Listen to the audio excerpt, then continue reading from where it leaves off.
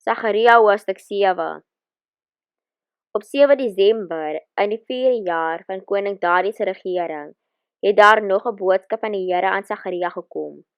Die mense van Bethel het vir Sar-Eser en Regemelek en sy manne gestuur om die Here om genade te smeek.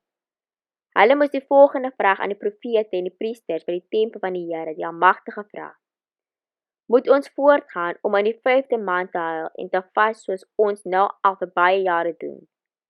Die Here die Almagtige het hierdie boodskap aan my gegee. Sê vir die hele volk en vir al die priesters: Toe julle in die 70 jaar van ballingskap in die somer en herfs gevas en gehuil het julle regtig terwille van my gevas? Nou nog dink julle nie aan my by julle heilige feeste nie, maar net aan julleself.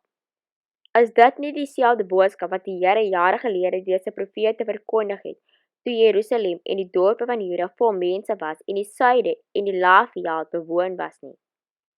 Hierdie boodskap het ook van die Here na Sagaria gekom.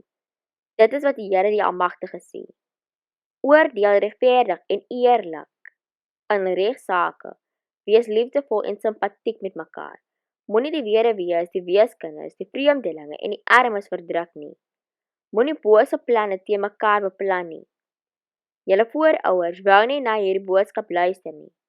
Hulle het hardkoppig weggedraai en hulle vingers in hulle ore gedruk om nie te hoor nie. Hulle het hulle harte so hard soos klip gemaak, sodat hulle nie die voorskrifte of die boodskappe wat die Here, die Almagtige, deur sy Gees aan hulle deur die profete van vroeër gestuur het, gehoor het nie.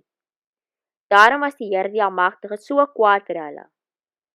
Omdat hulle nie geluister het toe ek hulle geroep het nie, sal ek nie luister wanneer hulle na my roep nie, sê die Here die Almagtige. Ek sal hulle met 'n stormwind verstrooi onder 4 nasies waar hulle as vreemdelinge sal leef. Hulle land het so verlate geword dat niemand eers daardeur reis nie. Die land wat so mooi was, het 'n woestyn geword.